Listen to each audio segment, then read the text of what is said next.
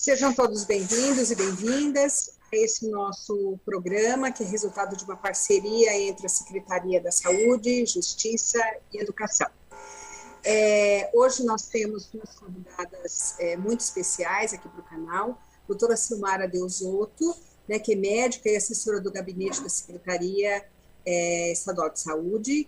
Temos a Roberta Ricardes, que é enfermeira e coordenadora de saúde da criança da Secretaria da Saúde, e ambas vão estar aqui conosco para abordar uma questão muito delicada, né, que é o abuso infantil, como é que a gente percebe e como é que a gente intervém. Nós teremos, a princípio, 30 minutos de fala para cada parceira nossa, que vai apresentar o seu tema sob sua ótica.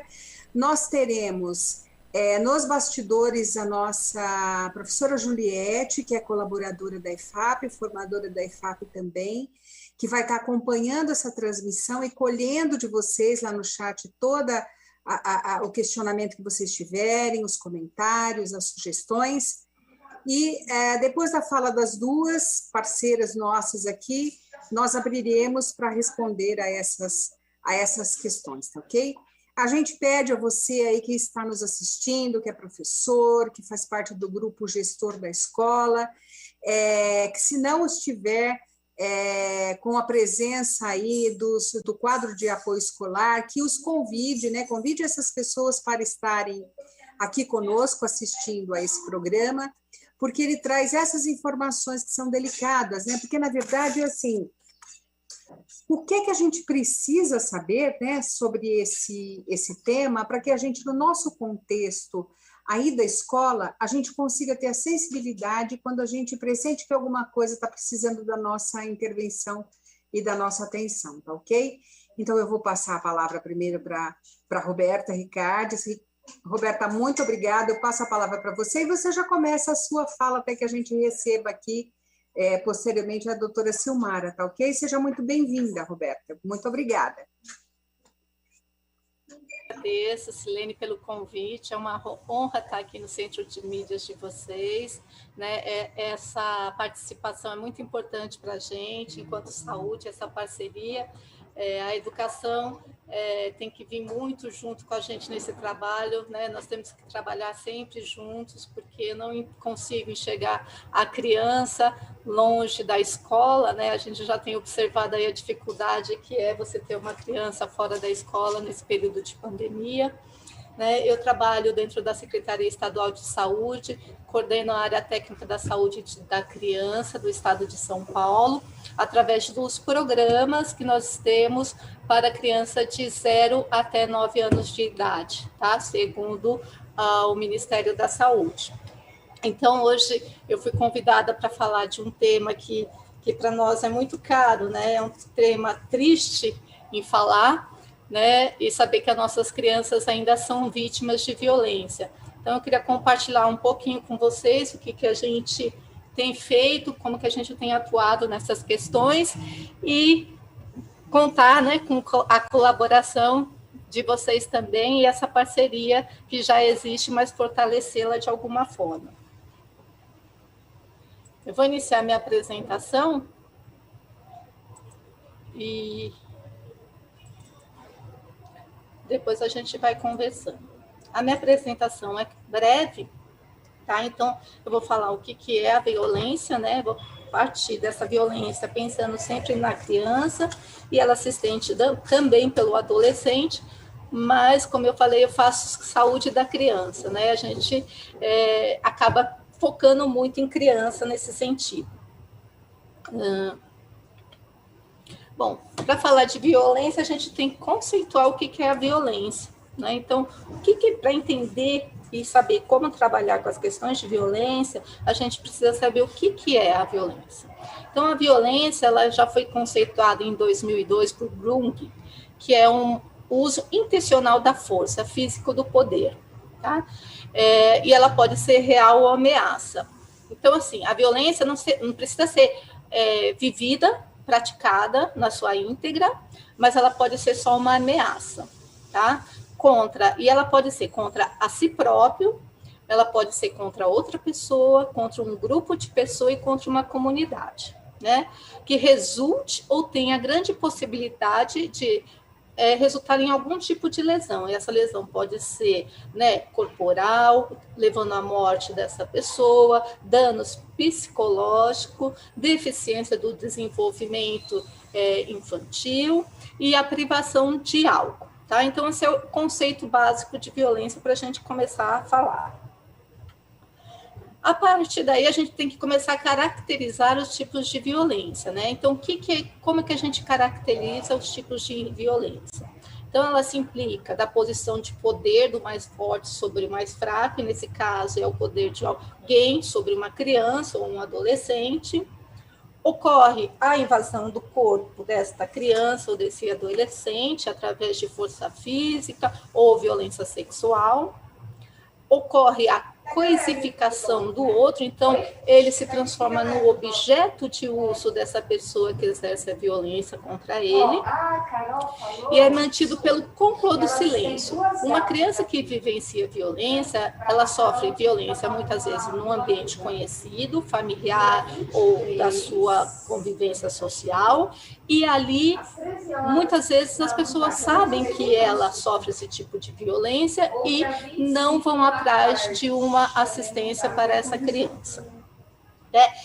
Ela ocorre em todas as classes sociais, tá? Ela não é única e exclusivamente de uma classe, ela ocorre na classe A, B, C, tá? Existem todos os tipos de violência em todos os tipos de classe, isso é muito importante deixar bem frisado e claro. Então, nós podemos encontrar crianças violentadas nas suas diversas formas em qualquer grupo familiar. E não é uma opção dessa criança ser violentada, né? Muitas vezes a violência sexual, quando é cometido contra um adolescente, né? A gente já teve algumas experiências aí recentemente, julgam até esta criança, né, pelo ato de ser violentada sexualmente. Então, assim, ela não tem opção, ela não quer ser violentada, ela não quer sofrer violência, né? Ela sofre a violência é colocada nela, né? Ela sofre uma agressão. É muito comum ver vários tipos de violência, tá? Então, muitas vezes, uma criança que sofre violência sexual está compartilhada violência psicológica, física. Ela tende a se agravar com o tempo justamente porque não procura, né, ou ela ou esta família não procura ajuda, então ele vai se agravando com o tempo, esse agressor vê que não tem nenhuma atitude que faça com que ele pare, então ela se agrava com o tempo, vai passando. Geralmente a gente observa mais de uma criança ou adolescente sofrendo violência numa mesma família, numa rede social ou familiar. Então, é comum esse agressor agredir e fazer violência, provocar violência em cima de outras crianças também. E aqui é uma coisa muito importante, né, e que a gente tem que ver com muito carinho, ela é transgeracional. Então, é muito comum uma família onde uma criança sofre violência, a mãe já ter sofrido violência também na sua infância, ou sofrer violência durante também a sua fase adulta, ou até próprio esse agressor também ter sido vítima de violência, tá? E isso é uma coisa que a gente tem que trabalhar, né? A gente tem que quebrar esse ciclo, né, vicioso, vamos dizer assim, da violência. Aqui a gente tem que classificar um pouquinho os tipos de violência, até para vocês entenderem, enquanto professor, dentro de uma sala de aula, o que vocês podem encarar, né, visualizar enquanto violência. A gente coloca a violência em 4 grandes eixos, tá? A violência física, sexual, psicológica e negligência. Todas elas têm impacto, tá? Não é porque a negligência não é uma violência física, não vai ter um impacto para essa criança, ela vai ter impacto sim, tá? Ela só pode não ser tão visível em determinados momentos, mas no futuro ela pode ser visível sim, né? Que vai trazer consequência para essa criança. Então, para a gente caracterizar o que são essas violências, a física é atos violentos. Violento, o uso de força física em cima desta criança. Então, nessas violências físicas, é muito comum você ver crianças com roxos, formações rochosas na pele, de várias colorações, então pode ser do roxo, do púrpura, do amarelado, né? É mais comum dos lados internos das pernas, das partes genitais, às vezes no pescoço, tá? Na parte de costela, fraturas, né? Não é qualquer tipo de fratura. Fraturas constantes, crianças que sofrem fraturas constantes, fraturas não compatíveis com a faixa etária. Vamos pôr uma criança de 4 meses com uma fratura de crânio. Uma criança de 4 meses não sai andando do seu berço. Então, assim, temos que questionar, por que isso está acontecendo? Como isso ocorreu, né? Assexual, então, é todo ato sexual, jogo sexual, intenção, né, sexual, o estímulo dessa criança, o uso dessa criança para satisfação própria, né? Então, tudo isso é um contexto de violência sexual, tá bom? A pedofilia é uma violência sexual e por aí vai. A violência psicológica, tá? Então é toda ação que coloca em risco e causa dano à autoestima desta criança. O bullying é um tipo de violência psicológica, tá? E a negligência. Essa é a negligência, eu diria que ela é sutil, porque fica mais difícil das pessoas avaliarem. Mas aí a gente pode colocar assim, aquela criança que deixa de ser vacinada, aquela criança que as necessidades básicas delas não são acolhidas, então ela tem uma higiene ela é mal higienizada, ela está suja. Então, esse tipo de negligência traz esses transtornos para essa criança, tá? Ela vai apresentar uma aparência desleixada, suja, com falta de cuidados. Tá? E aí a gente traz uma violência que recentemente a gente vem falando dela, que é a violência institucional, tá? Que é muito importante também.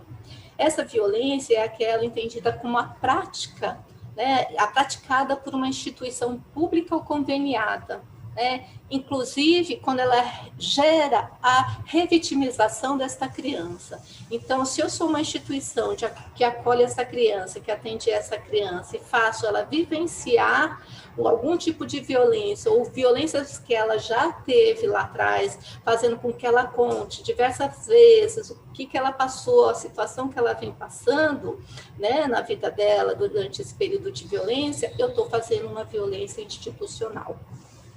Okay?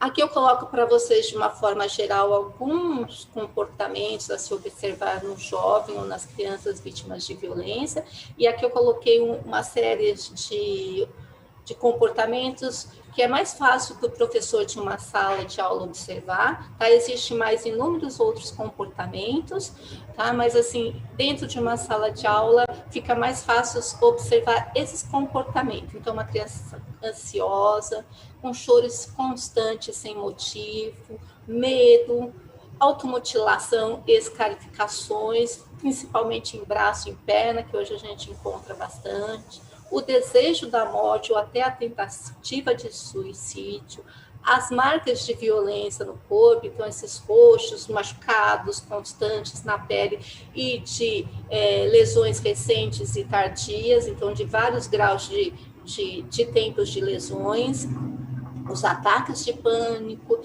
baixo rendimento escolar, problemas ou déficit de atenção dessa criança pode apresentar.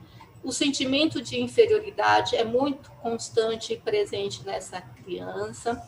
Os sintomas de hiperatividade, e aí ela também tem a dificuldade de socialização e tendência a isolamento.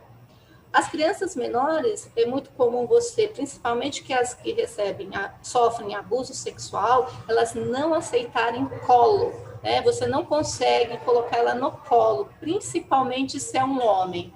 tá? Então, elas tendem a recusar o colo. Então, esse também pode ser um sinal, tá? E aí, doenças também, né, que não seriam comuns, então, um corrimento numa criança, pruridos vaginais ou anais, né? Mas são coisas que talvez mais difícil para um professor estar analisando.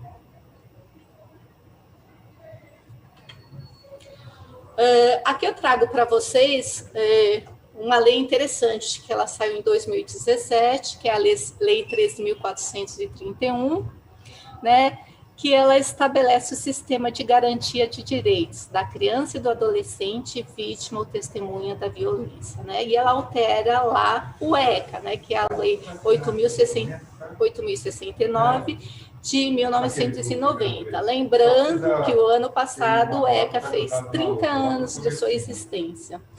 Isso aqui é uma coisa extremamente importante, né? Falar que o ECA já tem 30 anos e a gente ainda está trabalhando em cima de construir coisas que lá atrás, há 30 anos, já pensamos, né? Por que eu trago essa lei? Porque essa lei, ela altera alguns artigos do ECA, né? E é muito importante para a gente estabelecer fluxo, né, rede de atendimento dessa criança vítima de violência. Porque quando a gente fala de violência, a violência ela não é da saúde, né, ela não é da segurança pública, ela é de todo um contexto social. Todo mundo tem que trabalhar em prol desta criança para ela não sofrer violência. E essa lei traz isso, né?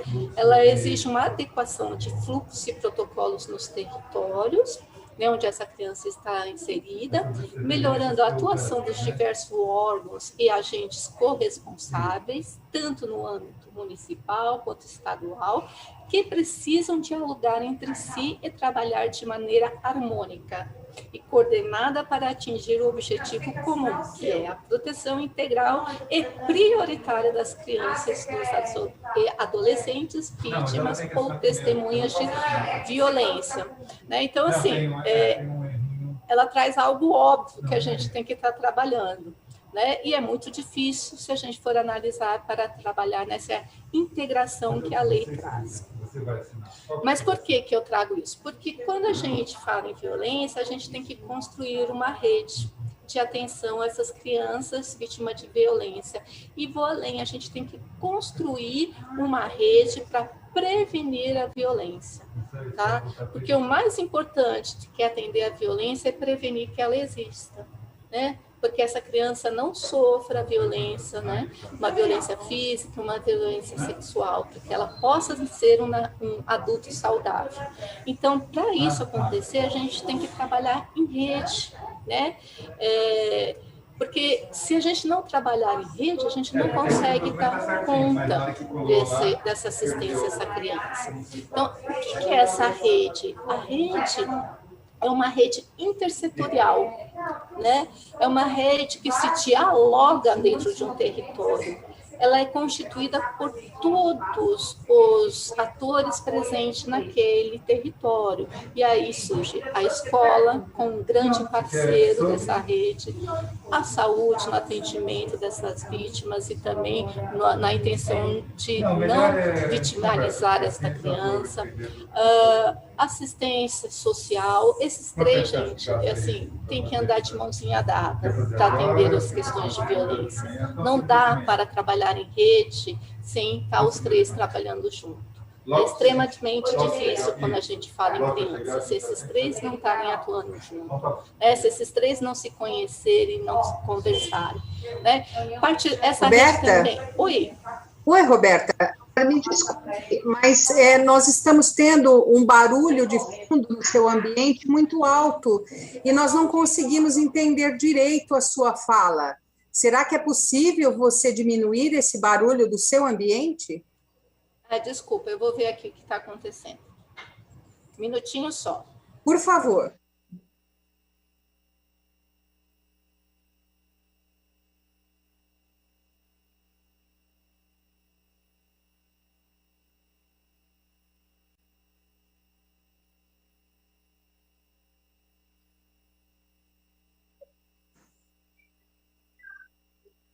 Desculpa, gente, vê se melhora. Eu vou tentar colocar o meu bem próximo para tentar não ter tanta intervenção.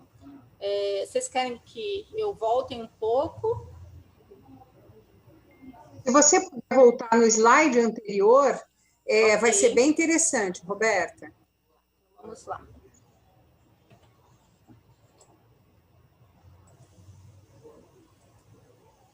Bom, então, o que eu estava colocando? Eu vou tentar voltar ao meu raciocínio, tá?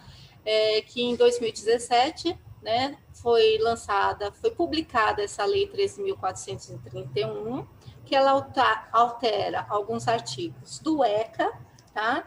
Que estabelece o sistema de garantia de direito da criança e do adolescente, vítima ou testemunha de violência, e altera a Lei 8.069 de 1990, que é o próprio ECA.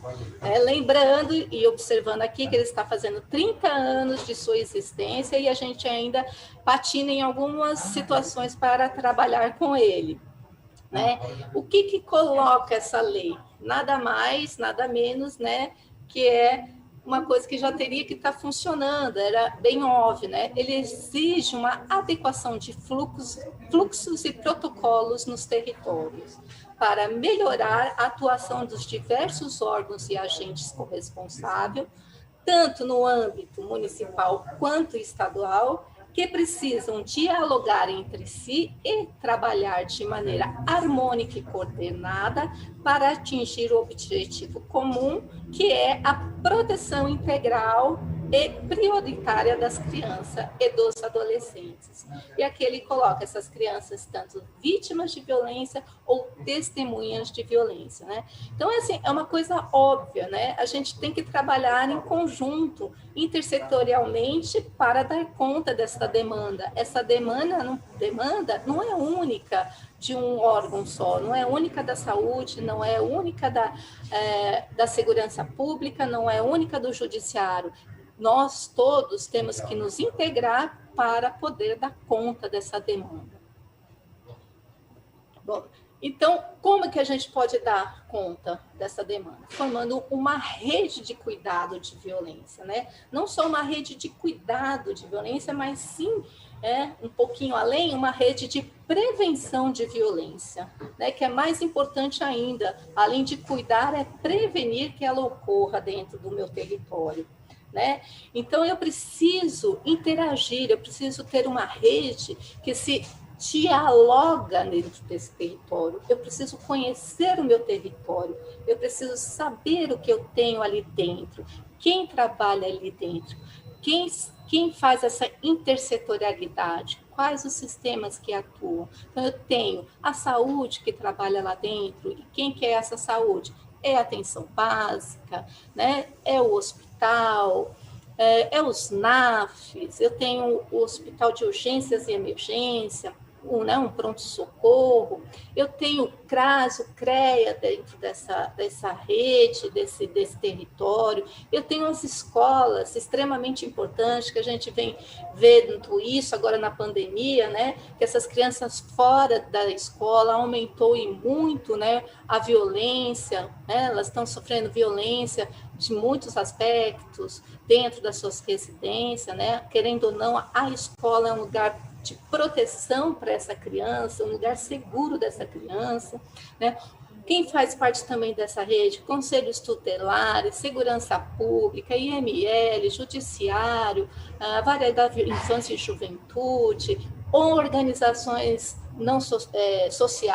organizações sociais, não governamentais, enfim, todo aquele contexto que atende ali naquele território essa criança, tá?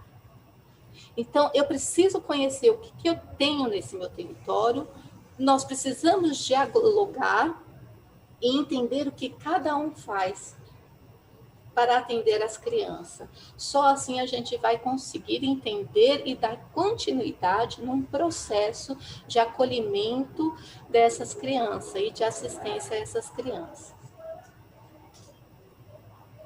Por isso que eu coloquei lá atrás algumas observações das crianças, né, que elas podem apresentar vítima de violência, que o professor pode identificar dentro de uma sala de aula, porque a gente entende que a escola faz parte desse grupo. Eu entendo, e a gente observa cada vez mais, que para falar de criança, principalmente, né, que é onde eu atuo, não dá para trabalhar sem saúde, escola e assistência social. A assistência social hoje tem um programa muito interessante, né, que é o Criança Feliz. Ela atua através de visitação dentro dessas casas, então também é um agente que nós temos como apoio, né, dentro dessas crianças que podem ser vítimas também de violência. Então, nós precisamos conhecer esses serviços que temos dentro do nosso estado, dentro do nosso território. Então, aqui, o que é a rede, né? A rede nada mais é uma articulação política entre os seus pares, né? Ela tem que ser reconhecida, né? A gente tem que saber o que o outro faz, né? Então, assim, é uma rede entre pares que, para se estabelecer, exige reconhecer o que o outro, reconhecer primeiramente, né, que o outro existe e é importante dentro daquele território, conhecer o que ele faz ali dentro, para que ele está ali dentro, colaborar, né, prestar ajuda quando necessário a esse outro e estar disposto a ajudar, cooperar, né, compartilhar saberes, ações e poderes e associar-se. Tá? Então, compartilhar um objetivo comum e um projeto. Essas condições são fundamentais para a gente trabalhar em rede, tá? Em qualquer nível, né, dentro de uma rede municipal, de um território estadual ou federal. Aqui eu trago até aqui embaixo um site que vocês podem entrar para ver o material que é do Ministério da Saúde. Ele foi publicado em 2010, mas ele é muito atual, porque lá em 2010 ele já falava dessa rede de assistência à criança. Então, é uma publicação dos cuidados das crianças e família vítimas de violência. Ele faz uma rede de cuidado dessa criança. Quem são os atores que estão inseridos ou podem estar inseridos, e eles mostram como a gente pode estar trabalhando dentro de um território. Tá? Então, aqui eu coloco, né, o básico de um grupo que tem que ser constituído para a gente falar dentro de um território de violência, né? Então, é um grupo intersetorial, e aqui eu coloco os 3 primeiros mais importantes, né, na minha visão: saúde, assistência e educação, para constituir esse grupo, para iniciar essas conversas, e outros devem ser agregados, né? Segurança Pública, Ministério Público, Tribunal de Justiça, Casa Civil, igrejas, né? Conselho Tutelar, enfim, o que eu tiver naquele território, que eu reconheci dentro daquele território para integrar.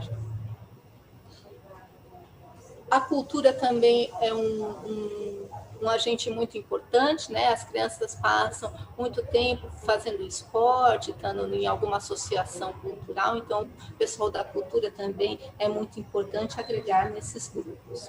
Tá? E aqui eu trago uma questão que a gente vem trabalhando ultimamente, até pensando na prevenção da violência. Né? É uma questão, é um programa que ele não é novo, é um programa que tem desde 2007, é um programa do Ministério da Saúde, que eu acho que vocês já devem ter ouvido na educação, que é o Programa Saúde na Escola, o PSE. De um ano para cá, a gente tem trabalhado muito com ele, junto com a Beatriz e a Gisele, aí da educação. Elas são do pessoal da educação do Estado que tocam o programa também, né? Elas são da coordenadoria pedagógica, então a gente tem trabalhado em parceria para fazer com que cada vez mais os municípios façam adesão a esse programa e estimular eles a trabalhar com esse programa dentro da nossa rede de educação. Tá? Esse programa, ele ele articula tanto a saúde e a educação, um trabalho compartilhado, tá? Intersetorial e interdisciplinar. Ele vai além, né, só de falar do tema dentro da escola, é trazer a saúde para dentro da escola e a escola para dentro da saúde, é compartilhar uma agenda, né? E ele traz isso, o programa em si, com 12 ações, mas aqui a gente ressalta 2 dessas ações que tem muito a ver com o que a gente está falando hoje, né? Que é a prevenção de violência e acidentes e a promoção da cultura, paz, cidadania e direitos humanos. Então, aqui a gente está falando em educar essas crianças para prevenir as questões de violência, né, futuras. Ou, né, ele se tornar um cidadão que conhece, sabe o que é uma violência. Ou até para que esse professor ou esse agente de saúde possa identificar alguma criança dentro daquela escola que está sendo vítima de algum tipo de violência. Lembrando que a criança, ela não procura ajuda sozinha, tá? Dificilmente essa criança procura ajuda, ela não sabe como, onde, ela não sabe muitas vezes que ela está sofrendo violência e a forma de violência que ela está sofrendo. Então, a gente precisa ser esse mediador, né, de ajuda para essa criança. A família muitas vezes também não leva, e quando muitas vezes ela chega para nós, principalmente a nível hospitalar, são crianças que já sofreram violências e abusos há muito tempo. Tá? Então, são as crianças com maiores agravos. E muitas vezes o que chega para nós são as violências sexuais, principalmente, e violências físicas. Né? Então, essa parceria é fundamental e muito importante para todos nós. Bom, aqui eu deixei algumas referências, se vocês tiverem interesse, até para consultar. E aqui, mais uma vez, eu ressalto, né, a linha de cuidado da atenção integral à saúde da criança, que ela foi lançada em 2010 e está disponível para baixar, tá, pelo Ministério da Saúde, o conteúdo. E eu agradeço. Oi, Roberta, muito obrigada, viu, pela sua fala. E o que eu acho que é importante dessa sua fala é que justifica esse programa que a gente montou aqui, que é a criança não procura ajuda sozinha, né? Esse é um ponto fundamental, é por isso que a gente fez o convite a vocês, é por isso que a gente precisa dessa orientação, nós profissionais da educação, nós precisamos dessa orientação, que vocês nos ajudem a perceber como é que isso aparece, como é que isso pode ser percebido, né? A gente tem que ter um olhar sensível e orientado, né? Porque muitas vezes, sem orientação, as pistas fogem, né? E a gente não consegue fazer aquilo que a gente poderia fazer. Nós temos, Roberta, algumas questões que eu ia fazer agora, mas eu acho que vamos passar a palavra para a doutora Silmara e, ao final, a gente retoma. Pode ser assim? Então, doutora Silmara, por favor, seja muito bem-vinda. Obrigada pela sua presença mais uma vez. E a palavra é sua, fique à vontade.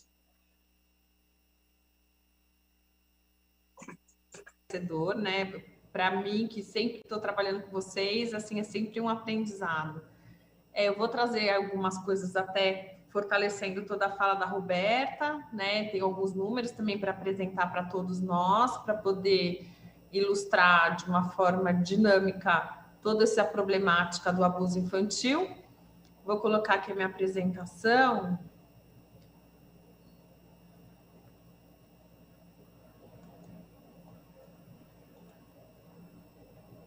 Tem que ir lá para cima, né?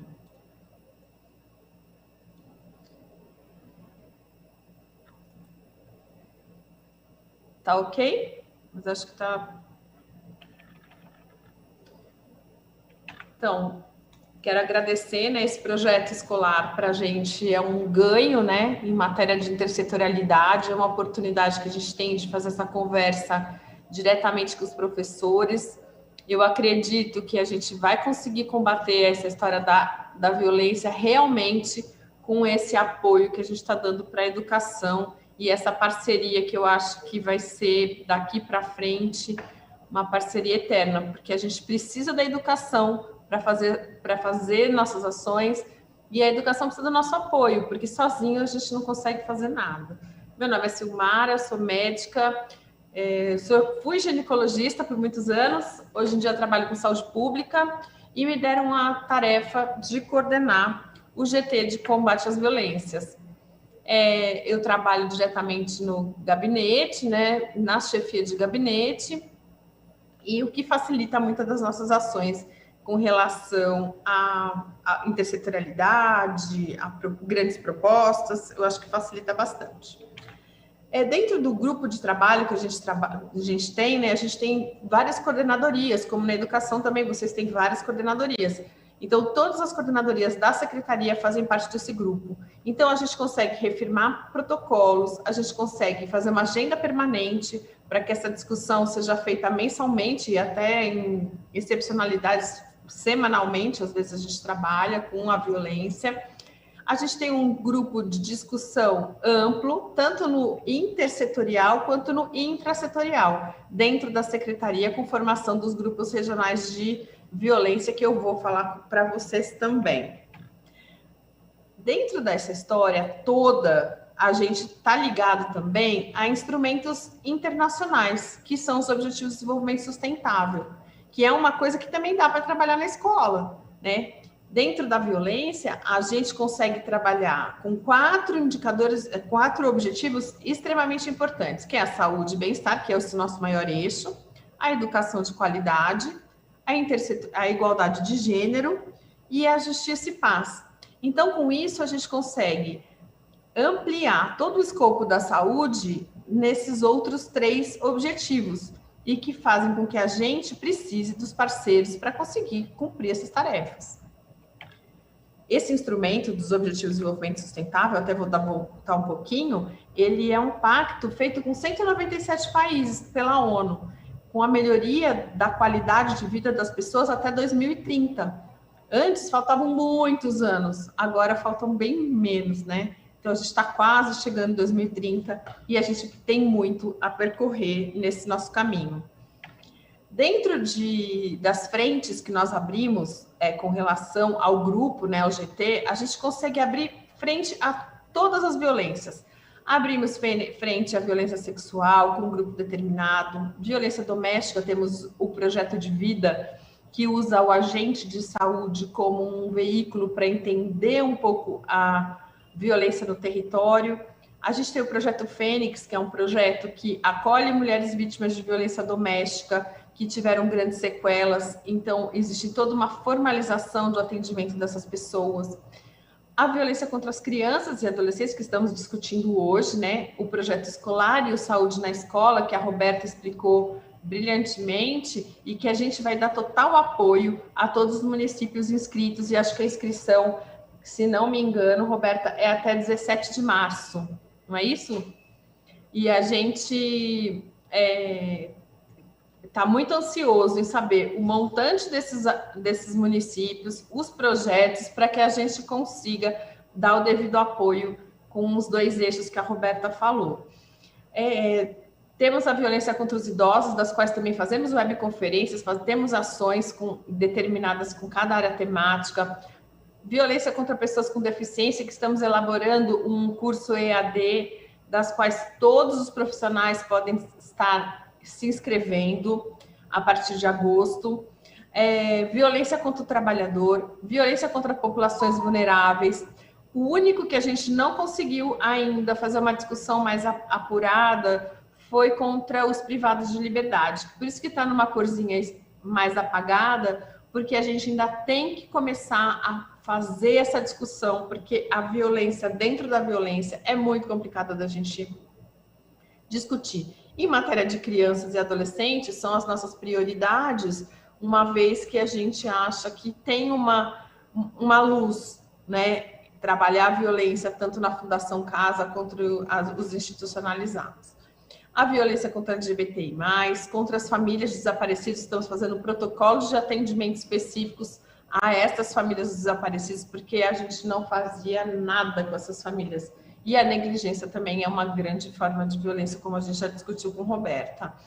E a gente também tem o projeto PARE, que é um projeto, né, Silene, que estamos desenvolvendo junto à Secretaria de Educação, que é um projeto preventivo e que está em fase de amadurecimento e de implantação, que a gente vai fazer com todos os jovens do 2º e 3º ano.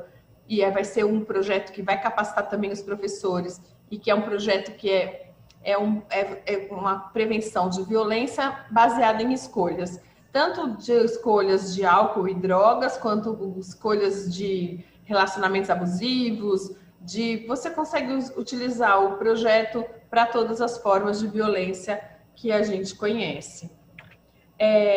Não posso deixar Esse ano ele sai, não é, professor? Esse ano ele sai, né, doutora?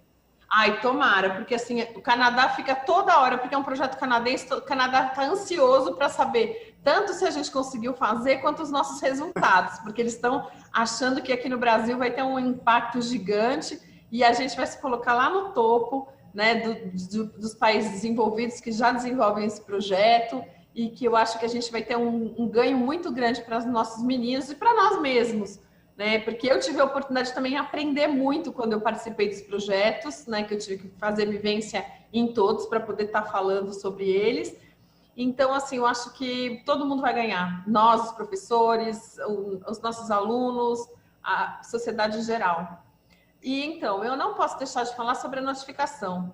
A notificação, ela tem um olhar aos profissionais de saúde, mas todas as pessoas que tiveram contato com qualquer revelação de violência podem fazer a notificação.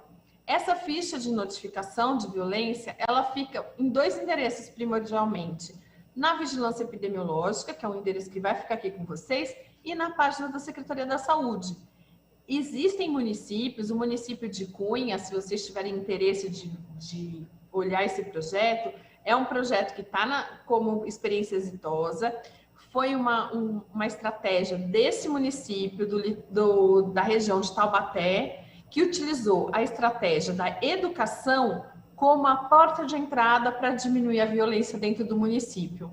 É um município que se esforçou muito, porque capacitou todo mundo, fez a sensibilização e utilizou essa ferramenta da notificação como uma forma de reduzir a violência dentro do município. Ah, Simária, mas é um município pequeno, é super tranquilo de fazer. Não é tranquilo, né? Nas devidas proporções, é como se você utilizasse um bairro, como se você uma região do município, e não precisa ser implantado de uma forma ampla. Ele pode começar de uma forma tímida e vai se expandindo com relação a todo o território do município, e que faz a diferença. Se vocês forem ver os resultados que Cunha apresentou, é de ficar orgulhoso. E quem que fez? A educação.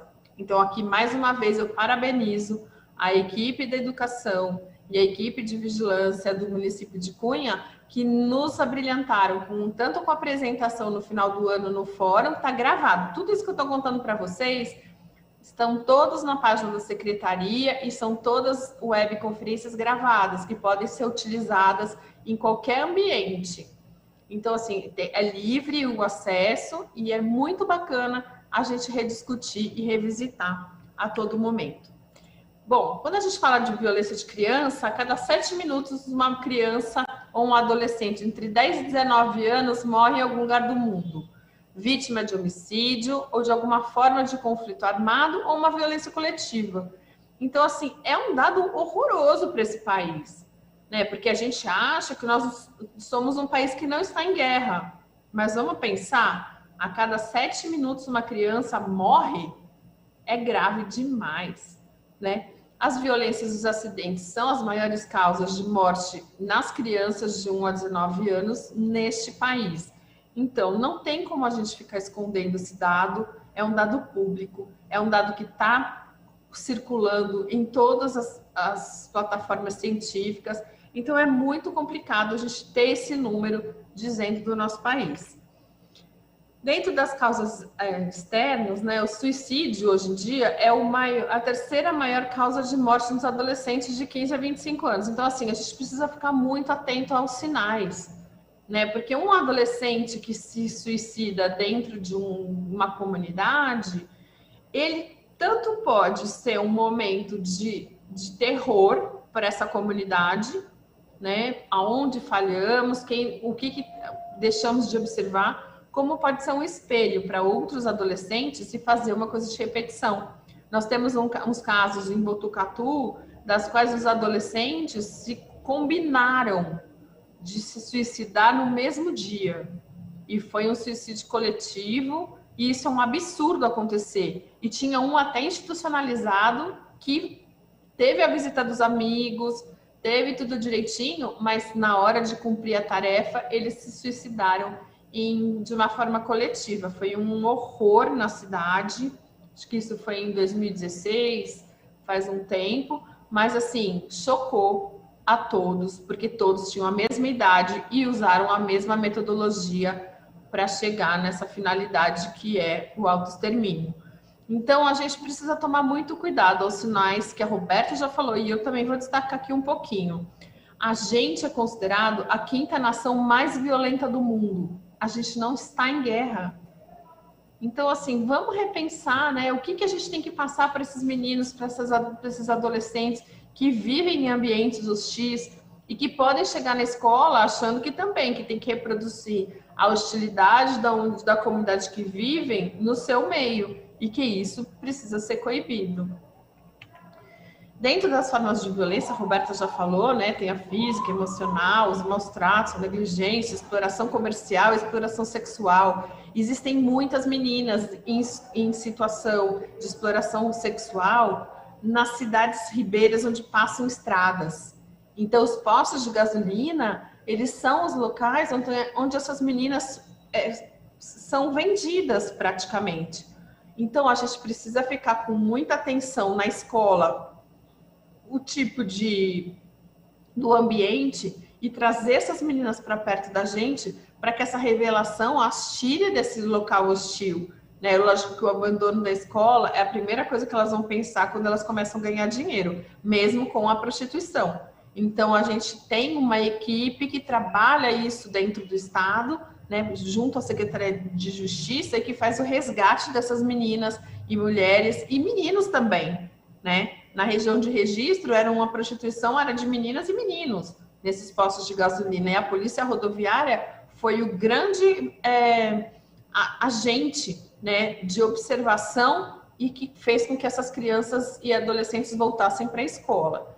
Então, são sinais que a gente vai ter que acabar desenvolvendo e a gente vai ter que aprimorar, porque o mundo ele não está bom, né? Mas a gente pode fazer com que ele se torne um lugar mais fácil de se viver. Quais são os resultados disso tudo, né? Um dano real e potencial à saúde, adoecimento, como a Roberta falou, sinais de cansaço, de fadiga, dano à sobrevivência, dano ao desenvolvimento, né? Até cognitivo e de aprendizado, dano à dignidade da criança. Então, assim, a gente tem que agir em conjunto. Sozinhos, nós não faremos nada. Sempre seremos mais fortes quando trabalharmos com os nossos parceiros. Dentro dos motivos do abuso infantil, a gente pode pensar, né, no familiar ou no agente, né, no causador desse abuso. Transtornos mentais, o alcoolismo e o uso de drogas ilícitas estão sempre relacionados a um ambiente mais hostil e violento para essa criança. Na verdade, esses são dados que nós ficamos muito aterrorizados, né? Porque quem promove toda essa hostilidade e todo esse abuso infantil, existe o vizinho, existe o rapaz da comunidade? Existe, mas a grande maioria é executada pelos pais dessa criança. E quando a gente reverte essa história e que a gente começa a conversar com a população idosa, quem bate nos pais? Quem promove a violência nos pais? Não é o cuidador, não é o rapaz da comunidade, não é a mocinha que está passando, são os filhos. Então, a gente precisa quebrar esse ciclo da violência de uma forma que educar vai ser a forma com a qual a gente vai poder contar quando o jogo virar, quando a gente estiver, quando essas crianças e adolescentes já estiverem idosos e que também ensinaram para outras pessoas o não violência. Que mais? Outra forma de proteção, né, de violência também é a superproteção dos pais. Aquelas famílias também superprotetoras também acaba fazendo um abuso com essas crianças. Então, existe a necessidade de ter esse olhar, né, da escola com a família e o resultado que está sendo veiculado nessa criança, né, nesse adolescente. Dentro da violência sexual, que é super complicada, né, a discussão, que é difícil essa discussão na escola, porque às vezes eu já tive algumas vezes em discussões na escola que a sensação que se dá é que se discutir a violência sexual ou qualquer tipo de sexualidade dentro da escola, parece que você está incentivando que a coisa aconteça. E é um erro pensar nisso. As crianças e adolescentes precisam saber o que se pode e o que não se pode ser feito, né? O que se pode fazer consigo mesmo, o que o seu corpo, qual que é a dignidade que você precisa, discutir essa interação da sociedade consigo, né, com o seu corpo, o que pode colocar a mão em mim, me empurrar, me beliscar, passar a mão, o que pode e o que não pode. Isso você não está incentivando, você está esclarecendo. Coisas que para muita gente é muito tabu. É muito difícil discutir tudo isso? Sim. Então, quando a gente fala de violência sexual, de 0 a 13 anos, é considerado estupro. É crime, né? Código penal. Então, assim, precisa existir essa revelação de alguma forma. A confiança, né? O vínculo que se tem com o professor é um vínculo extremamente saudável e que pode ser o veículo que vai conseguir ter essa revelação como porta de entrada à escola. 58% dos casos de violência de 0 a 13 anos acontece dentro da própria casa. Então, que ambiente é esse, né? Que a pessoa de 0 a 13 anos vive. Então, é isso que a gente precisa começar a entender. Geralmente, os agressores são os pais, os padrastos, familiares, pessoas do seu íntimo social. Então, a gente precisa ficar muito atenta àquela criança que aparece estranha, que aparece suja, como a Roberta falou, né? E, assim, entender um pouco a família, que às vezes é negligente, não vai numa reunião de pais. Eu sei que agora com a escola online e a escola híbrida ou a escola de alguma forma prejudicada por conta da pandemia, é muito mais difícil esse diagnóstico, porque muito pouca criança revelaria isso na presença do professor. E pelo computador muito mais, ou pelo telefone celular, ou por qualquer forma de mídia. É muito mais difícil, porque sempre tem um adulto por perto vigiando. Mas a gente precisa que eles tenham essa confiança na gente. E o dado pior que a gente tem é a história da repetição, né? 38% dos casos tem repetição na violência. Isso é muito grave, gente, muito grave mesmo. Quais são os sinais, né? A Roberta falou, e assim vou estar reforçando sinais de depressão ou muita ansiedade. Uma criança ou um adolescente com isolamento social anormal, né? Que às vezes as pessoas são quietas, mas às vezes as pessoas são extremamente isoladas. Um descuido de higiene ou descuido de alimentação, um cansaço excessivo, uma sonolência, que a criança dorme a aula toda, isso porque não tem sossego na própria casa. Uma agitação que a criança vai contando que tem uma agitação noturna ou muitos pesadelos.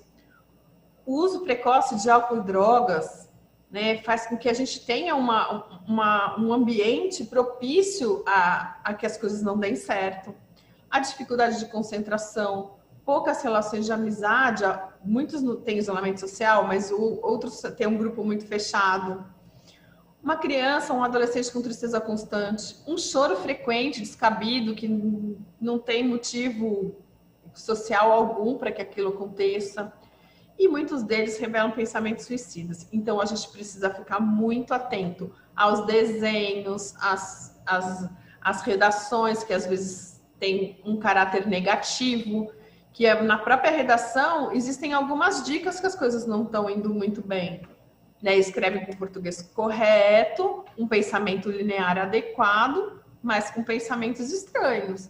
Então, isso também são sinais, né? Crianças que só escrevem coisas do mal, também precisa ver o que está acontecendo. São sinais que a gente vai vendo que as coisas não estão indo bem, né? Os distúrbios emocionais, crianças com doenças sexualmente transmissíveis, né? Ou com uma gravidez indesejada, né? Que também é uma coisa que a gente tem que discutir dentro da escola, porque a pessoa que se previne, ela é uma pessoa que já está conseguindo entender que tem deveres e direitos, né? E assim, esclarecer ao máximo todas as situações de perigo quando você está grávida, né?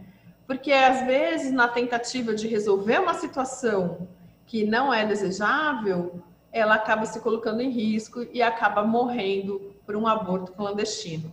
Então, assim, discutir essas questões na escola não estimula a sexualidade de ninguém, só apresenta as consequências de escolhas, né? Então, assim, a gente precisa discutir esses assuntos todos na escola.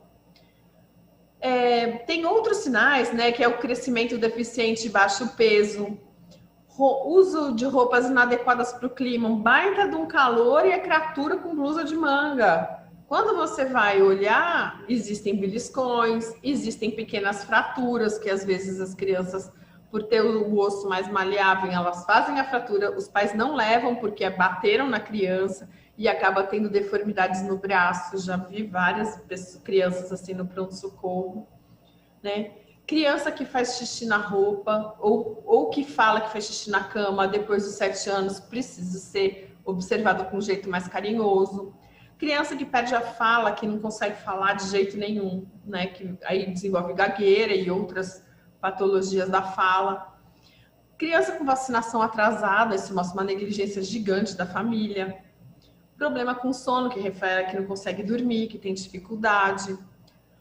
Um pouco cuidado com as roupas e com o próprio corpo, né? As unhas compridas e sujas, o cabelo sem lavar, infestação de piolho. Tudo isso mostra a negligência da família. Que mais? Problemas alimentares, ou comer demais ou comer de menos, também é um sinal que pode ser um sinal de depressão. Então, vocês devem estar pensando, nossa, a doutora Simara acha que a escola vai fazer o diagnóstico de tudo. Não é isso. Mas um olhar apurado com algumas dessas iniciativas vão dar um diferencial para que a gente tire aquela criança do risco. Sozinho ninguém vai fazer nada. A escola sozinha não faz, a saúde sozinha não faz, a justiça sozinha não faz, a segurança pública não faz. Então, assim, a gente tem que estar todo mundo junto, o desenvolvimento social tem que estar ali para apoiar, né? Os CRAS, os CREAS, e toda essa equipe que a gente está tentando implantar de uma forma uniforme em todos os territórios vão ajudar a gente a combater essa violência. Aqui eu trouxe alguns números para a gente entender. Aqui é uma série histórica de 2011 a 2020, onde a gente vê um pico, né, em 2019 de 120 mil, quase 120 mil notificações de violência interpessoal e autoprovocada, né? Então, quer dizer, alguém fez essa violência ou a pessoa provocou a violência e houve essa notificação. O que a gente tem que ver é que esses números são totalmente diferentes da segurança pública. A gente vai conseguir um dia acertar esse pareamento dos números, mas a gente está tentando. Hoje de manhã a gente teve uma reunião, a gente vai fazer reuniões cíclicas para que a gente consiga acertar todos os nossos bancos de dados. Aqui, quando a gente está falando por faixa etária. E a gente consegue ver, olha só a quantidade, né? De 0 a 19 anos, o quanto que a gente faz de violência com essa criançada, né? Que estão no começo da vida. Lógico, 20 a 59 anos é o mais robusto, mas se a gente fizer a somatória, né, do 0 aos 19 anos, a gente vê que a gente acaba com a nossa infância e com a nossa juventude, né? Em todos os tipos de violência que eu vou mostrar para vocês. E a gente quer que as pessoas sejam plenas, né? A gente faz tudo isso com as crianças e com os adolescentes, a gente quer que todos estudem, que todos trabalhem e tenham uma vida feliz. Se a gente não está atuando na base, 0 a 9 anos, gente, olha quanta violência. 2020 é um número que teve uma queda na notificação, mas isso não quer dizer que teve menos violência, muito pelo contrário. Todos os relatos, a gente tem que houve aumento da violência. O que aconteceu foi uma diminuição na procura dos serviços de saúde e uma diminuição da notificação.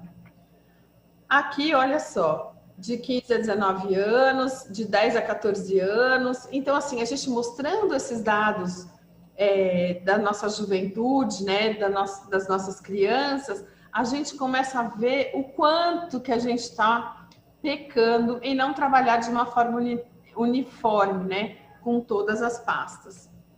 Aqui, a violência exclusivamente, né, em crianças e adolescentes de 2019, e a gente vê o quanto que a gente tem, olha, num total de 25.297. Eu trouxe muitos dos dados de 2019, porque são os dados mais fidedignos que a gente tem, porque 2020, com a pandemia, a gente teve um decréscimo, eu vou mostrar para vocês também. Então, aqui por faixa etária, esse gráfico por faixa etária. Dentro da história da repetição em crianças e adolescentes, em 2019, 9.294 casos de violência de repetição. Gente, é muita coisa. É uma criança, um adolescente que está sofrendo uma ou mais tipos de violência. E, às vezes, violências concomitantes. Abuso sexual e violência física, negligência e violência física. Então, aí a variação do tema é gigante, mas o que a gente tem que ver é que são 9.000 pessoas que estão precisando de um acompanhamento e monitoramento. Aqui eu trouxe para vocês um mapinha das nossas vigilâncias, que é um mapa totalmente diferente do que vocês conhecem da educação. Eu não sei, eu acho que eu sou a única pessoa incomodada com tudo isso dentro do estado de São Paulo, porque quando eu falo com a educação é um mapa, quando eu falo com o desenvolvimento social é outro. Quando eu falo com a segurança pública, outro mapa. E a justiça, outro. Então, assim, eu trouxe para vocês o que a gente tem trabalhado em matéria de violência, que são pelos grupos de vigilância epidemiológica, que fornecem os nossos dados e que a gente faz as nossas discussões. Né? Então, para isso, o que eu trouxe para vocês de 10 a 19 anos, por região, né, do Grupo Regional de Vigilância, eu trouxe nesse parênteses, eu trouxe os locais onde a violência de repetição se destaca. Então, ali a gente vai ter a capital, a região de Santo André, a região de Mogi das Cruzes, a região de São José do Rio Preto, a região de Campinas, a região de Osasco e a região de São José dos Campos, né? Pode ser que a gente tenha grupos de vigilância que sejam mais aprimorados com relação à notificação. Pode ser? Pode. Mas o que a gente tem que ver com esse dado? Se nas escolas dessa região também existem notificações de violência na escola. Então, é super importante esse dado epidemiológico e juntando com os dados da escola, para que a gente consiga entender o que fazer com essa região. Montar estratégias, montar uma política, junto ao projeto Saúde na Escola, a gente dentro dessas escolas, se graças a Deus tomara que todos esses municípios sejam inscritos para o projeto Saúde na Escola, para que a gente consiga trabalhar todos esses dados de uma forma que a gente reduza isso a partir de 2022. Aqui a gente está fazendo uma comparação da violência na mesma faixa etária dos 10 aos 19 anos, segundo o mês de ocorrência, comparando 2019 e 2020. Olha que dado é esse, gente. Menos 23% em março, menos 52% em abril, menos 61% em maio e menos 67% em junho. Nossa, o estado de São Paulo está brilhante, não tem mais violência contra a criança, não é isso. ocorreram as violências. O que ocorreu é que não foram procurados os serviços de saúde e muito menos ocorreu a notificação da violência. Então, é um dado preocupante, porque as crianças não estão na escola, não têm o caminho para fazer essa empatia com os professores, com os agentes da escola, com os diretores. Eles estão sozinhos em casa. E o que será que está acontecendo com essas crianças? Então, eu acho que é uma pergunta que a gente tem que fazer agora que a escola está começando a voltar a ter um mecanismo do novo normal, mas que já existe uma interação entre alguns alunos e os professores e toda a escola, toda a coordenação da escola. Aqui, a gente está fazendo por tipo de violência. Então, a gente vê que a violência física teve uma notificação negativa, né? Comparando 2019 e 2020, de menos 54%. A psicológica, menos 61%. Será que está todo mundo em casa e todo mundo está paz e amor? Não, eu não acredito, né? Mas, assim, é esse o dado que a gente tem. E a gente vai ter que formatar uma política em cima desses números, né? A gente acredita que esteja errado, né? Que não seja isso. A violência sexual, menos 56%, e a lesão autoprovocada, menos 45%. Será que realmente é isso? Então, acho que essa é a pergunta do dia, né? O que fazer com esses dados negativos? Né? A gente vai ter que fazer uma investigação gigante, né? Com relação a todas as nossas crianças e adolescentes. Então, o que eu sempre questiono, né? O que a gente faz depois de tanta violência que a gente discutiu, com os planos, os objetivos de vida, as esperanças, os projetos, as expectativas e a autoestima dessas crianças e adolescentes? Então, é isso que a gente tem que ajudar a construção a partir da escola. Dentro da vulnerabilidade versus proteção, a gente tem que ver o resgate de tudo isso, né? Da autoestima, da autoimagem, do autocuidado, da segurança, esclarecer os direitos, né, que essas crianças e adolescentes têm e promover essa cidadania a essas crianças que, ao meu ver, acabam sendo massacradas, né, na melhor fase da vida, que é a infância e a adolescência. O acolhimento desses casos, né? Quando a gente faz esse acolhimento ele tem que estar despido, né? Dos aspectos religiosos, dos aspectos morais, dos aspectos legais, dos aspectos sociais, para que a gente consiga, nessa revelação dessa criança, desse adolescente, um ato de confiança, né? Para que a gente consiga fazer a interação e, posteriormente, interferir nesse ciclo da violência que essa criança ou esse adolescente está sofrendo. A rede de proteção, que a Roberta falou brilhantemente, né, que é unir todas as áreas que trabalham com a violência, né, as varas, os conselhos, os hospitais, as unidades básicas, as escolas, as vigilâncias, os CAPs, que já fazem um acompanhamento em alguns adolescentes, né, e crianças também, os serviços especializados, as delegacias. Então, assim, união de todos para que a gente consiga realmente combater essa violência. Dentro da notificação, como eu falei para vocês, ele pode ocorrer na escola, ele retira os casos da invisibilidade, ele tem um compromisso com a pessoa que está em sofrimento, então ele destaca esse sofrimento só com a notificação. Ele promove a rede de proteção, ele é uma garantia de direitos, ele é uma rede, ele ajuda na elaboração da rede de atenção integral à saúde e previne a violência de repetição. Então, o que não está nos autos não está no mundo, isso são regras. Então, assim, não tem notificação naquela região, então é uma região pacificada, uma região tranquila. E não, muitas vezes, existe a negligência sobre a notificação. Dentro da nossa estratégia aqui da Secretaria de Estado, a gente usou a webconferência desde 2017 como uma forma de sensibilizar os profissionais de saúde, alertar os destaques de sinais e sintomas decorrentes do ciclo da violência. A gente fez a unificação de alguns protocolos, fortalecimento das portas de entrada de urgência e emergência, então a gente sensibiliza os hospitais para o atendimento. A gente tem proposta de implantação desses comitês regionais de saúde, como eu falei para vocês, proposta de implantação dos comitês intersetoriais para que tenha uma discussão ampla com todos os atores que trabalham com violência.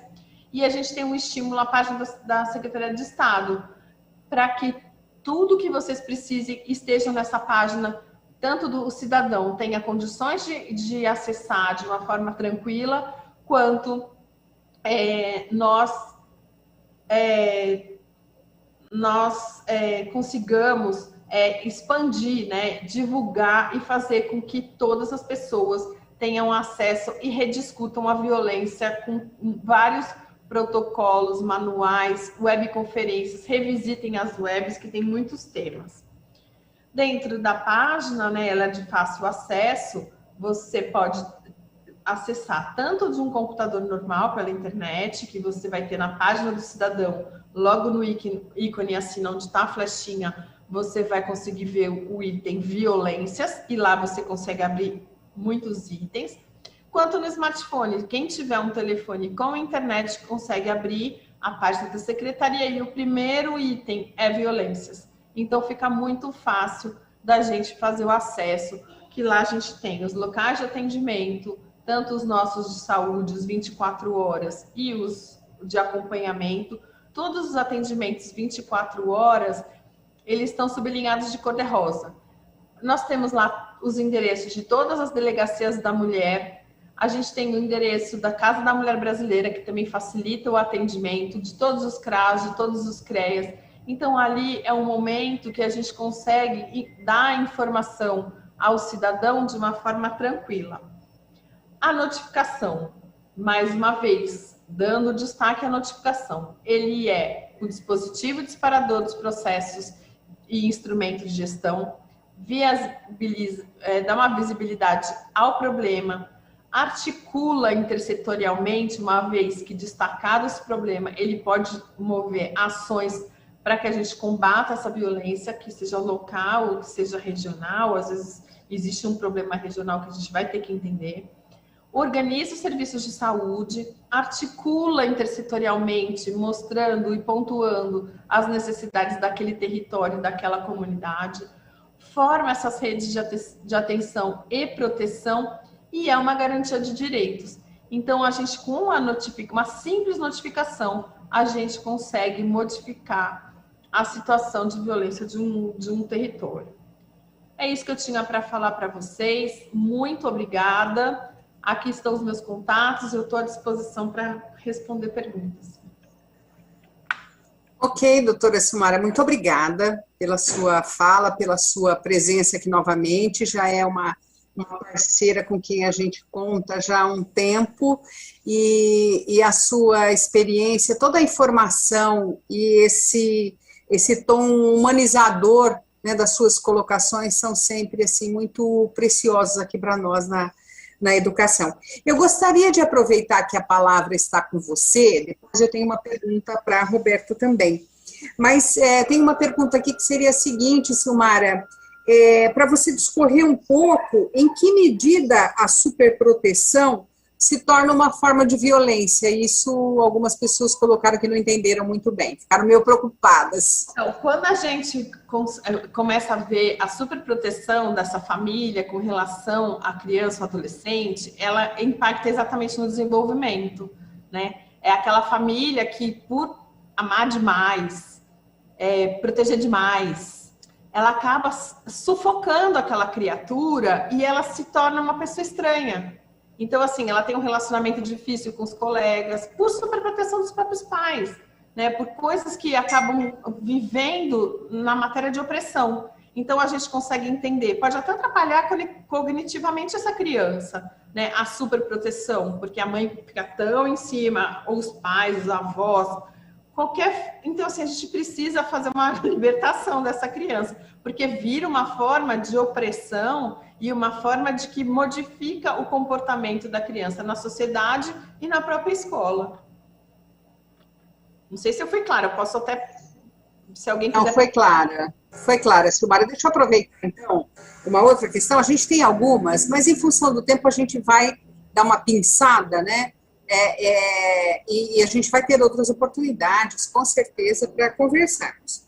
Mas tem uma questão que seria a seguinte: como denunciar com segurança na escola, né, quando a criança não confirma a violência, mas se tem certeza que ela está presente? Você podia falar um pouquinho para a gente sobre isso, da sua experiência, como é que a gente poderia orientar o pessoal da educação? Sim. Assim, a gente, quando faz uma notificação, ou a gente tem certeza, né, porque é um fato que está certo, e muitas vezes pode não ter a confirmação. Mas o que a gente vai fazer é a nossa parte, cada um vai fazer a sua parte. Então, é a história de cada um no seu quadrado, né? Eu vou fazer a notificação, que é uma suspeita, existem sinais e sintomas de que aquilo está acontecendo. Quem vai dizer realmente se isso está acontecendo são os poderes investigativos, vai ser a vigilância, por exemplo. A vigilância epidemiológica vai fazer uma visita, vai fazer uma investigação com relação àquele agravo que foi notificado, que pode ter confirmação ou não, né? Os pais não querem procurar a polícia, ou é mesmo o pai que está fazendo a violência, mas assim, acaba que a segurança que a gente está dando para as instituições é que todas as notificações aconteçam de uma forma institucional e não o profissional, nem da educação, nem da saúde, nem do desenvolvimento social, é a instituição. Então, quem está notificando é a escola. Quem está notificando é o hospital, é o ambulatório, é o pronto-socorro, não é o doutor José, não é a doutora Roberta nem a doutora Silmara, é a Secretaria da Saúde, entendeu? Isso protege o profissional e isenta da cobrança da represália, porque a gente já teve experiência de pessoas que notificaram e acabaram tendo represália porque estava no nome da pessoa na notificação. Então, assim, na verdade, você não está acusando ninguém. Você está tendo uma suspeita através de sinais e sintomas. E que isso vai ter uma investigação e que vai proteger essa criança de alguma forma da dificuldade que a gente tem nessa hora da revitimização. Porque a revitimização, eu tenho muita dó desse número. 38% das vítimas possui uma revitimização. Então, é difícil trabalhar dessa forma, né? É verdade, doutora. E antes de passar a palavra para a Roberta, tem aqui um comentário que é bem interessante, importante para nós, né? Que durante a sua fala você contemplou não só os professores, diretores, mas o pessoal do quadro de apoio escolar, né, a importância que eles têm para estar observando, né, essas crianças.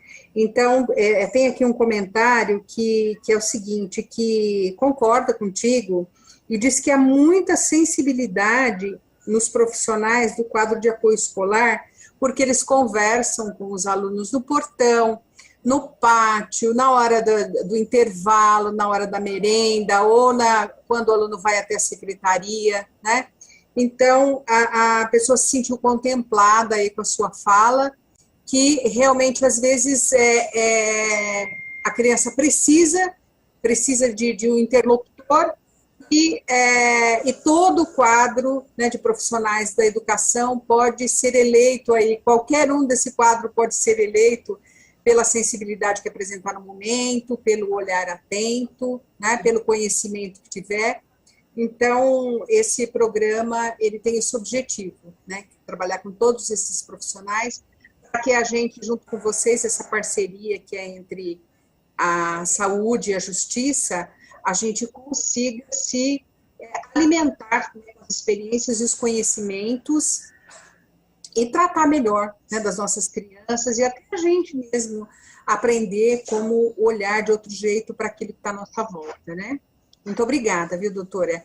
Agora eu tenho aqui, eu tenho uma pergunta para a Roberta, que é o seguinte: quais os tipos de autoviolência mais comuns que vocês atendem? E se é possível você abordar minimamente as causas, né? E que tipo de orientação nós podemos ter para observar e checar esse tipo de ocorrência, né?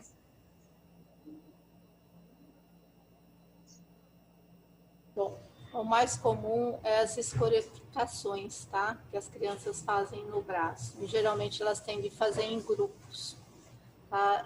Não é uma única criança, é um grupo de crianças, geralmente adolescentes, tá? Que eles fazem. E aí, o que a Silmara falou, esses adolescentes, eles geralmente usam mangas compridas, tá? A gente acaba descobrindo isso muitas vezes quando eles passam numa consulta dentro de um hospital e a gente vai examinar, fazer uma anamnese, um exame clínico e observa esses tipos de escoriações, né? Então, eles usam, às vezes, lâminas para se cortar, às vezes, outro tipo de material, onde que eles consigam arranhar estiletes, arranhar os braços e a parte interna das pernas. Essa é a mais comum que a gente observa. Até clipes eu já vi usar. O que tiver à mão, tá? E o clipes, ele é cortante. Eu já vi fazer com clipes. Outra coisa bem interessante agora que você falou, lápis, tá? Enfia a ponta do lápis na perna e quebra. Eles têm uma tendência a usar o lápis, a ponta do lápis, das lapiseiras. Então, fica aqueles pontinhos pretos, porque eles fazem, a gente chama de tatuagem permanente, porque o grafite faz uma tatuagem, né? Então, a cicatrização, ele faz a cicatrização, mas fica aquela lesãozinha mais escurecida de grafite, tá? Então, é muito comum isso também, o lápis, tá? Eles usarem o lápis bem apontadinho, afiadinho, para estar fazendo esses machucados em braços e em pernas, geralmente do lado interno da perna ou dos braços. Quando é dos braços, geralmente eles tendem a andar de manga comprida mesmo no calor, para não mostrar essa autoagressão.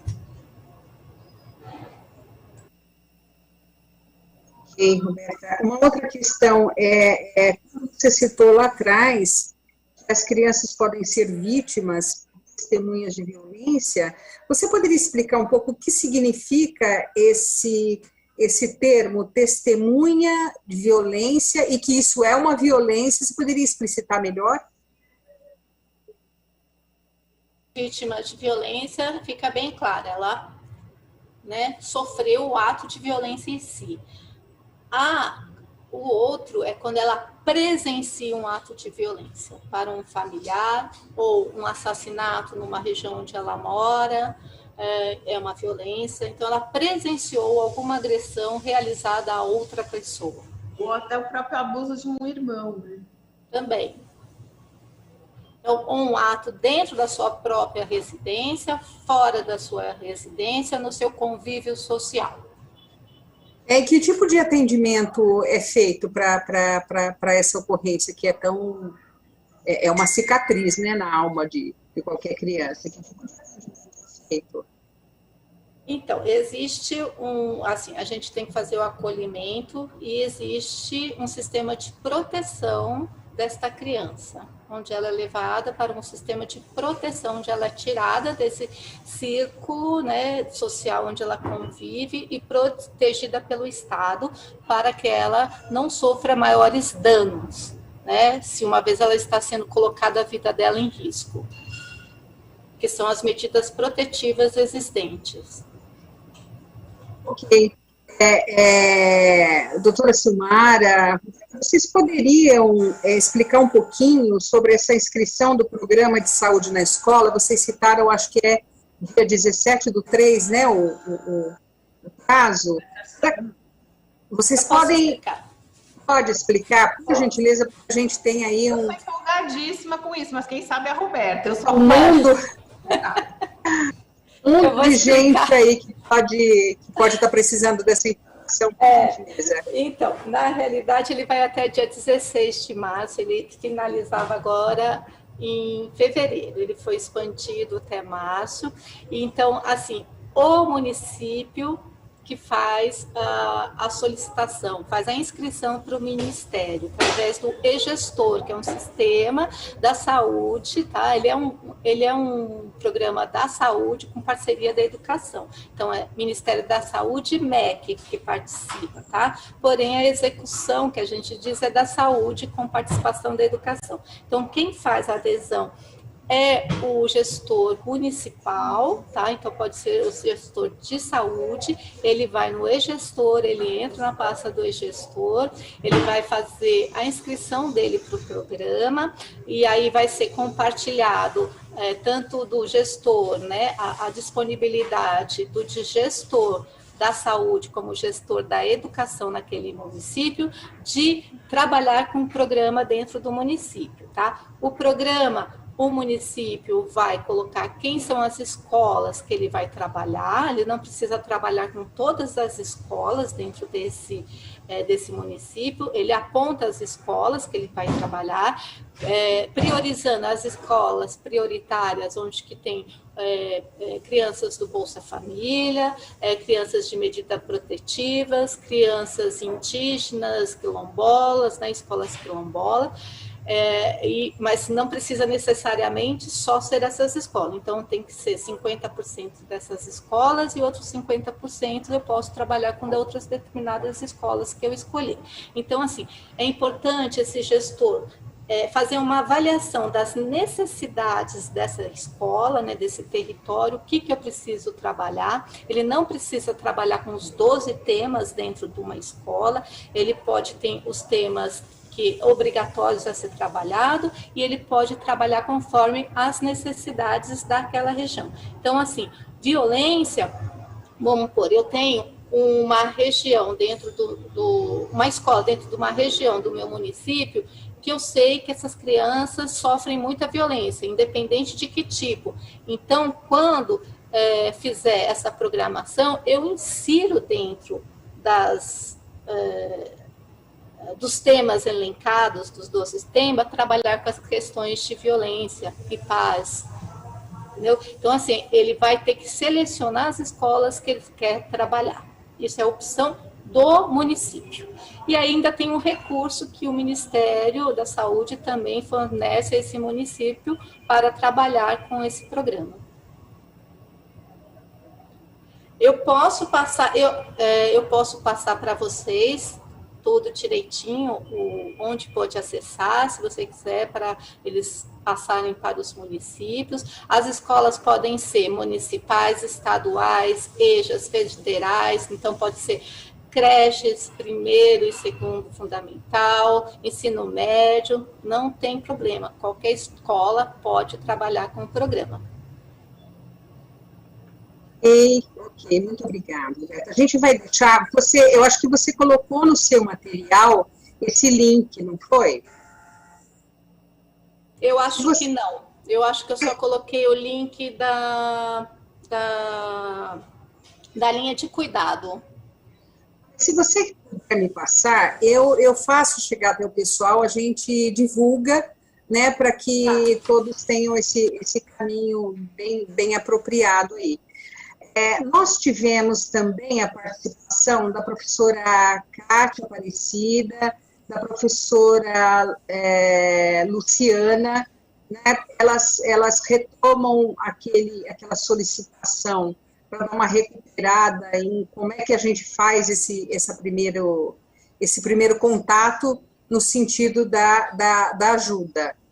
Roberta, se você puder ser bastante sucinta, você fez essa apresentação você fez essa fala na sua apresentação, se você puder ser bastante sucinta respondendo elas, a gente agradece, se bem que elas podem depois retomar, tá? Desculpe, é que assim, o meu aqui cortou, você quer que eu fale sobre como que elas podem... Qual é o primeiro passo para ajuda? Se você resgatar... Do profissional que observa uma criança que está em algum... Isso, na escola. Tá. Então, a abordagem é muito sutil, né? A gente tem que ter uma abordagem muito sutil com essas crianças. Então, quando você percebe que existe algum quadro de violência, quando a gente fala em criança, a gente tem que comunicar, tá, gente? É diferente de adulto. As violências, mesmo suspeitas, feitas, né, sofridas por criança, elas têm que ser comunicadas. E aí eu posso comunicar com a UBS mais próxima da minha residência, dessa escola, tá? Eu posso entrar em contato com a UBS, que é referência, sabe? Sempre tem uma UBS que é referência daquela escola onde ela está inserida. Então, por isso que eu falo, a gente tem que conhecer esse território. Então, eu posso entrar em contato com ela, para ela deslocar um agente comunitário para fazer visita, ou um médico da saúde da família para visitar essa criança. Eu posso entrar em contato com a vara da segurança pública, né? Da infância e da juventude, comunicando essa suspeita de violência. Eu posso entrar em contato com os conselhos tutelares, que geralmente é o que acontece, acionar os conselhos tutelares para fazer essa visita e verificar as condições daquela casa e daquele contexto familiar. Ok, muito obrigada. E o pessoal também vai poder retomar esse programa de hoje pelo YouTube, pegando as recomendações. Gente, muito obrigada. A gente está em cima da hora, precisamos entregar aí a programação. Muito obrigada novamente. Sejam muito bem-vindas para outras participações, tá ok? Um abraço. Tchau, obrigada. Tchau, um abraço e eu que agradeço.